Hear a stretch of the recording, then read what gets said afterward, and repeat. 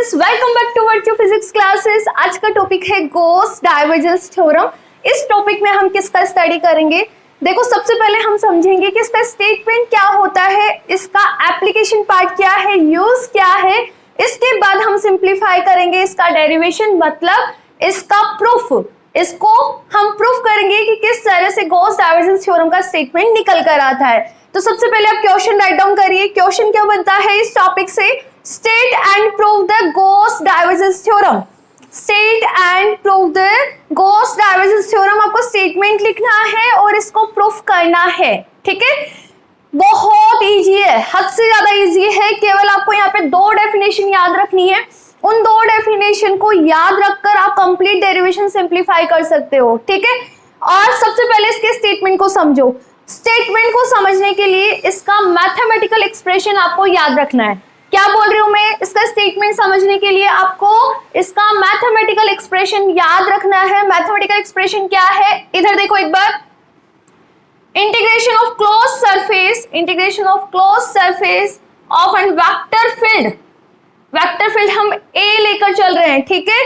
Close surface है तो integration पे मैंने देखो गोला रिप्रेजेंट किया है। इससे लास्ट लेक्चर वहां पे हमने लाइन इंटीग्रल, सरफेस इंटीग्रल और वॉल्यूम इंटीग्रल का बहुत अच्छे से स्टडी किया है, ठीक है। इसको स्टार्ट करने से पहले लास्ट लेक्चर को अटेंड करना, ताकि आपको ये जो बारीकी चीज हम यहाँ पे यूज में ले रहे हैं वो समझ में आ जाएगी, ठीक है। ये किस चीज को रिप्रेजेंट कर रहा है? क्लोज सरफेस को रिप्रेजेंट कर रहा है। तो अच्छे से सुनो एक बार। Surface integral of a vector field over a closed surface is equal to volume integral of its divergence। volume integral of its divergence किसका? वेक्टर फील्ड का। तो ये डेल डॉट ए और इसका क्या होगा? Volume integral. वॉल्यूम इंटीग्रल में तीन साइन लगा देना, ठीक है। क्लोज सरफेस में डबल साइन भी यूज में ले सकते हो, सिंगल साइन भी यूज में ले सकते हो। मैंने एस लिख दिया है यहाँ पे, ठीक है। डबल साइन लगाना है तो लो इंटीग्रेशन का आप डबल साइन भी लगा सकते हो।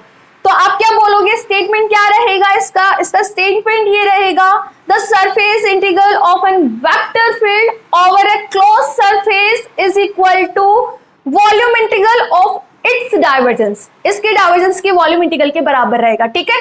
ये है गॉस डाइवर्जेंस का स्टेटमेंट। क्या है ये? गॉस डाइवर्जेंस का स्टेटमेंट। ओके, मैं इसको लिखवा भी देती हूँ, ये मैथमेटिकल एक्सप्रेशन है। तो सबसे पहले आप डालिए स्टेटमेंट। सबसे पहले आप यहाँ पे डालिए हेडिंग स्टेटमेंट। स्टेटमेंट में क्या लिखोगे?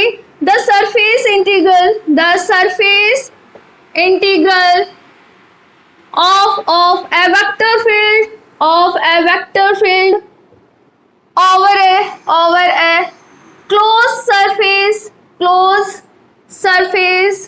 is equal to volume integral of its divergence। Statement समझ आया? केवल मैथमेटिकल एक्सप्रेशन ध्यान रख लो। मैथमेटिकल एक्सप्रेशन से आप स्टेटमेंट निकाल दोगे। The surface integral of an vector field over a close surface is equal to volume integral of its divergence. इसके डाइवर्जेंस के वॉल्यूम इंटीग्रल के बराबर होता है। एप्लीकेशन क्या है इसका? एप्लीकेशन क्या है? देखो, इसको फिजिक्स और मैथ दोनों के अंदर यूज में लिया जाता है। एप्लीकेशन क्या है? By this theorem we easily convert surface integral into volume integral and volume integral into surface integral। many of time ऐसे डेरिवेशंस होते हैं जहां पे हमें surface integral को volume integral में कन्वर्ट करना होता है और volume integral को surface integral में कन्वर्ट करना होता है। that time हम क्या यूज में लेंगे? Gauss divergence theorem. तो एप्लीकेशन क्या है इसका? by this theorem we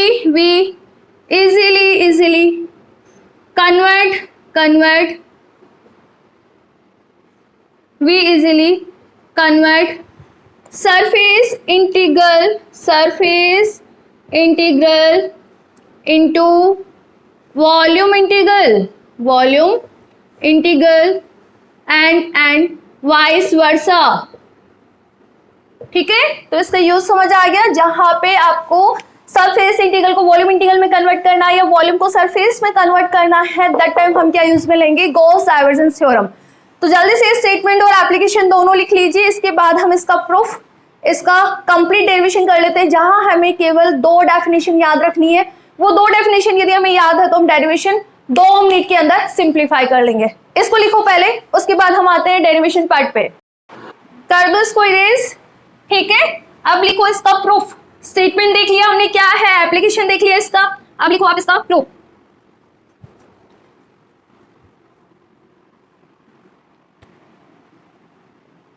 proof के लिए आपको यहाँ पे कीवर्ड साइड में लिख लो। प्रूफ के लिए आपके यहाँ पे कीवर्ड्स क्या रहेंगे? फर्स्ट रहेगा डेफिनेशन ऑफ फ्लक्स। फ्लक्स क्या होता है?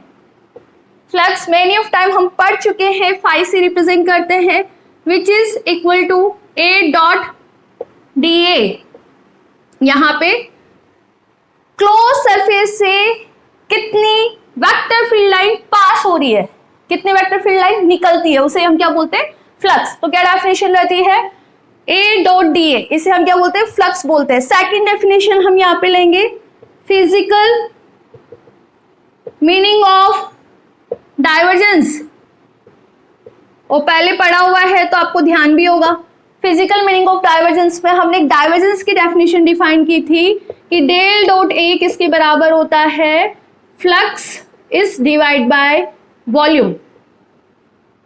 मोस्ट इंपोर्टेंट, ये याद है तो मतलब कंप्लीट डेरिवेशन आपके हाथ में है। कैसे? अभी समझ आ जाएगा। अच्छे से सुनना, क्या यूज में ले रहे हैं? Definition of divergence, del dot a किसके बराबर होता है? Flux is divide by volume. यहां से आप फ्लक्स क्या डिफाइन करोगे? डेल डॉट ए और मल्टीप्लाई वॉल्यूम डिफाइन करते हो ना, यहां से from the physical significance of divergence, ठीक है। अबाउ डेफिनेशन, फ्लक्स की डेफिनेशन से आप क्या लिखोगे? S a dot d a किसके बराबर है? Del dot a multiple volume. Volume मतलब यहाँ पे हम बात करेंगे वॉल्यूम इंटीग्रल की। It mean this is d v. क्या यही स्टेटमेंट है गॉस डाइवर्जेंस थ्योरम का? क्या यही स्टेटमेंट है गॉस डाइवर्जेंस थ्योरम का? है ना। तो देखो किस तरह से 2 डेफिनेशन से हमने गॉस डाइवर्जेंस थ्योरम का स्टेटमेंट लर्न कर लिया, या डेरिवेशन पे हम लोग आ गए। अब इसका डेरिवेटिव पार्ट किस तरह से सिंप्लीफाई करना है उसको अच्छे से देखना है। यहाँ पे इसको साइड में लिख लो पहले। देखो अब मैं इसको इरेज कर रही हूँ, ये ध्यान रखना आप, ठीक है। अब डेरिवेटिव पार्ट पे आओ। इसके डेरिवेटिव पार्ट में क्या है? Surface integral of an vector field over a close surface. Close surface तो हम कंसीडर कर लेते हैं यहाँ पे क्लोज सरफेस। तो we consider a close surface s with enclosed volume V, जिसका वॉल्यूम क्या है? V है, ठीक है। किस में रखा हुआ है? वेक्टर फील्ड A में, in a vector field A, ठीक है। तो we consider close surface enclosed volume V in a vector field A, ठीक है। फर्स्ट स्टेप में हमें क्या करना है? इस सरफेस को infinite number of small volume element में डिवाइड करना है। Infinite number of small volume element में डिवाइड करना है। इस तरह से हमने ये डिवाइड कर दिया। ये हमने इस तरह से इनफाइनाइट नंबर ऑफ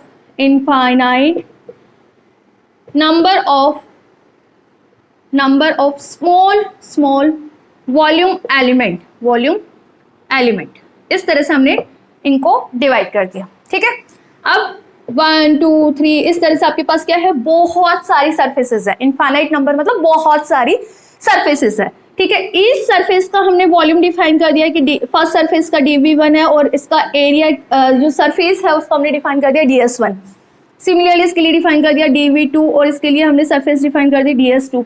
इस तरह से जितने भी हमने स्मॉल वॉल्यूम एलिमेंट्स डिवाइड करे हैं उन सबका वॉल्यूम एलिमेंट डिफाइन कर दिया और सरफेस डिफाइन कर दी। पहले यहाँ तक लिखो, उसके बाद हमें केवल फ्लक्स की डेफिनेशन लगानी है और डाइवर्जेंस का जो अभी हमने फिजिकल सिग्निफिकेंस देखा था वो लगाना है, आपका आंसर आ जाएगा। कैसे? सबसे पहले इसको लिखो, क्योंकि एग्जाम में जो यहाँ से स्टेटमेंट भी पूछ लेता है और प्रूफ भी पूछ लेता है। तो प्रूफ के अंदर ये नहीं कि आप 2 मिनट के अंदर इसको खत्म कर दो, मतलब 2 लाइन में खत्म कर दो।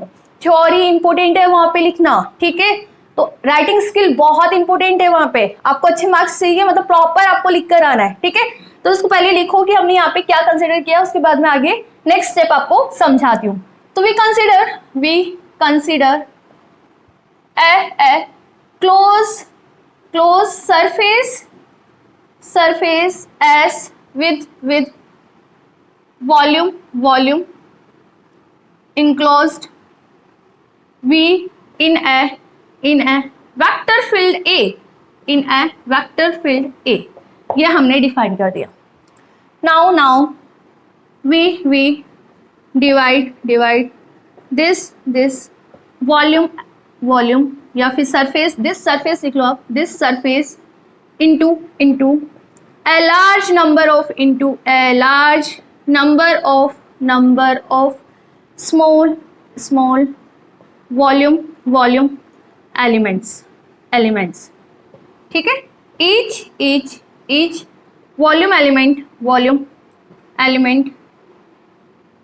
having volume dv1 dv2 dvn, and हमने यहाँ पे टोटल नंबर ऑफ ये स्मॉल वॉल्यूम एलिमेंट बनाए. ठीक है, enclosed surfaces ds1 ds2 ds3 and so. ठीक है, इतना हमने डिफाइन कर दिया. कोई डाउट नहीं है ना? आ जाओ अब इस पे.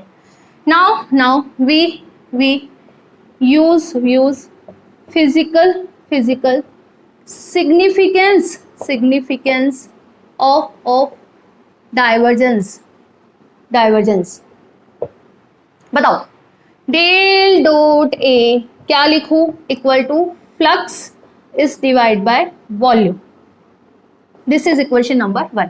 पहले यहां तक लिख लो यहां तक, इसके बाद आगे के स्टेप्स बता दें. मैंने डेफिनेशन बता दी यहाँ पे डाइवर्जेंस की. ठीक है, अब हम क्या करेंगे, ये डाइवर्जेंस की डेफिनेशन हर एक स्मॉल वॉल्यूम एलिमेंट्स के लिए लगा देंगे. ओवरऑल सरफेस के लिए लगाना है तो क्या करेंगे, ऐड कर देंगे.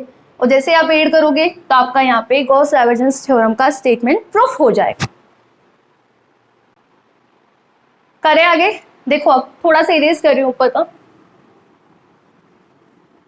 Now and we know flux phi क्या होता है, clause surface A dot da, और यहाँ पे हम ds लेकर चल रहे हैं तो मैंने यहाँ पे A डॉट ds लिखा है. ठीक है, 4. अब यहाँ से आप फ्लक्स की डेफिनेशन बता सकते हो ना. ये इक्वेशन नंबर 2 लिखो, ये equation number 1. From equation 1 flux क्या होगा बेटा, जल्दी बोलो. फ्रॉम इक्वेशन नंबर 1 फ्लक्स आपका क्या निकल के आएगा, डाइवर्जेंस डेल डॉट ए. ठीक है, इसको हमने मल्टीप्लाई करना है किससे, वॉल्यूम से. लो हमने ये लिख दिया. ठीक है, अब क्या करें, अब हम क्या करेंगे, इतने सारे स्मॉल वॉल्यूम एलिमेंट्स के लिए हमने डिवाइड किया है तो हर एक स्मॉल वॉल्यूम एलिमेंट के लिए ये डेफिनेशन लगा देते हैं. लगाए, चलो ठीक है लगाओ. 4 flux emerging out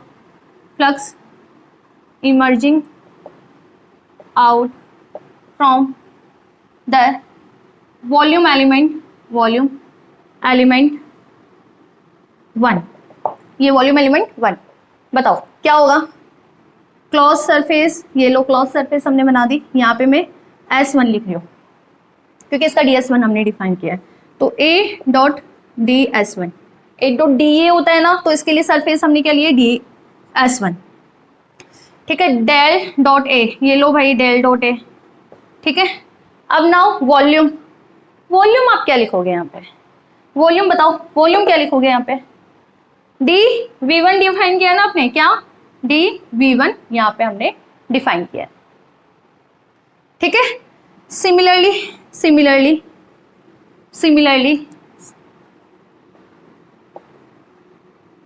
4 volume element 2 बताओ, खुद से लिखो.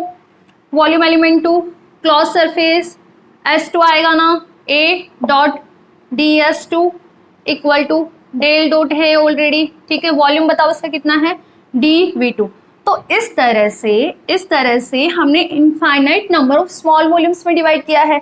तो क्या करें यहाँ पे, infinite number of small volume मतलब लास्ट हम जो लेकर चल रहे हैं nth के लिए, तो nth के लिए आप बताओ, nth के लिए क्या लिखोगे, S A dot DSN del dot A, यहाँ पे क्या आ जाएगा DBN.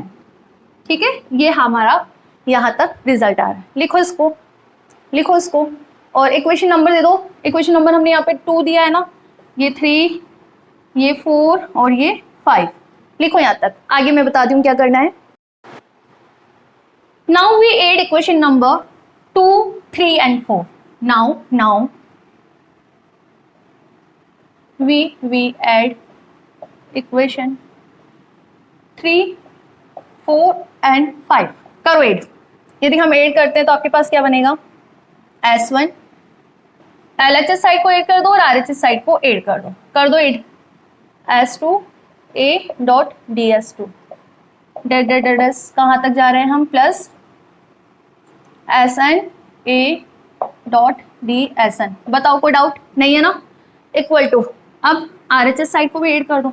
RHS साइड में क्या है आपके पास, डेल डॉट ए सब में है, मैंने बाहर निकाल लिया है, ठीक है। dV1 प्लस dV2 एंड सोन कहाँ तक जा रहे हैं हम, dVN तक जा रहा है। कोई डाउट, ठीक है। अब देखो इन RHS साइड, ठीक है, क्या कर रहे हैं अच्छे से सुनना। इफ एंड जो हम लेकर चल रहे थे ना, tends to infinity and dV tends to 0, हम जो ये वॉल्यूम एलिमेंट्स लेकर चल रहे हैं वो बहुत छोटे ले लें और मैं क्या करूँ, उनको infinite number of volume elements के अंदर डिवाइड कर दूँ। तो इसको आप क्या लिखोगे बेटा, यहाँ पे summation of i equal to 1 to n dVi लिख सकते हो ना, मैं इसको लिख सकती हूँ ना यहाँ पे। देखो dV1 dV2 dV3 and number of small हमने वॉल्यूम एलिमेंट्स लिए, तो सबको मैंने क्या करा है यहाँ पे ऐड करा है, ठीक है। So now in the RHS side हमने क्या करा है, लिमिट लगा दी कि n टेंस टू, यदि हम इन्फिनिटी जाए और dV टेंस टू 0 जाए, तो ये समेशन कन्वर्ट इनटू इंटीग्रेशन होगा नहीं होगा ना, करते हैं ना हम। इससे पहले भी 3-4 बार हमने ये स्टेप करी है कि यदि आप जो ये वॉल्यूम एलिमेंट लेके चल रहे हो, इसके नंबर इन्फिनिटी ले लो और वॉल्यूम स्मॉल ले लो, बहुत 0 टेंस टू 0, तो आपका समेशन किस में कन्वर्ट हो जाएगा, इन्फिनिटी लेके चलते हो तो समेशन आपका किस में कन्वर्ट हो जाता है, इंटीग्रेशन में कन्वर्ट हो जाता है।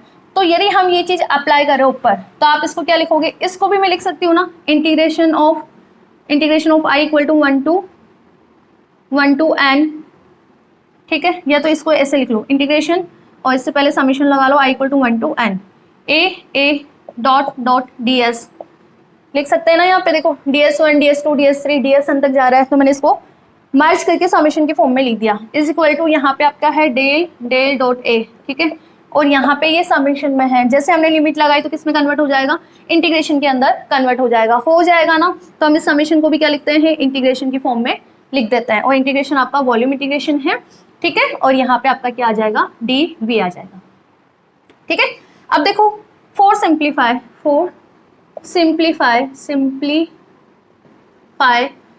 Summation of i equal to 1 to n, ये किस चीज को रिप्रेजेंट कर रहा है, a डॉट ds, ये ओवरऑल फ्लक्स को तो रिप्रेजेंट कर रहा है कि इस सरफेस से कितना फ्लक्स बाहर की ओर निकल रहा है, मतलब हर एक एलिमेंट से कितना फ्लक्स बाहर निकल रहा है। तो मतलब ओवरऑल ये जो क्रॉस सरफेस हम एस लेके चल रहे हैं, इससे आउटवर्ड या इमर्जिंग फ्लक्स को ही तो शो कर रहा है। तो इसको हम इस तरह से भी तो लिख सकते हैं a डॉट ds लिख सकते हैं ना। यदि हम ये टर्म यहाँ पे लिखे तो क्या आपका एक्सप्रेशन निकल कर आ रहा है गॉस डाइवर्जेंस थ्योरम के स्टेटमेंट का, integration of s a dot ds is equal to volume integral del dot a dv। क्या यही एक्सप्रेशन निकल कर आ रहा है ना। तो देखा आपने कितना इजी डेरिवेशन है, केवल हमें 2 डेफिनेशन याद रखनी थी यहाँ पे, एक तो फ्लक्स की याद रखनी थी और एक डाइवर्जेंस की फिजिकल सिग्निफिकेंस की डेफिनेशन याद रखनी थी। तो इस तरह से हमने यहाँ पे ये गॉस डाइवर्जेंस थ्योरम का स्टेटमेंट प्रूफ कर लिया। तो एग्जाम में क्या पूछा जाता है, स्टेटमेंट लिखना है और उसका प्रूफ निकालना है। तो प्रूफ आप 2 लाइनों में नहीं लिखोगे, जिस तरह से हमने एक स्टेप लिखा है उसी तरह से कंप्लीट लिख कर आओगे, तभी आपको पूरे मार्क्स मिलेंगे, ठीक है। अब नेक्स्ट लेक्चर में हम सिंप्लीफाई करेंगे curl stock theorem. Thank you.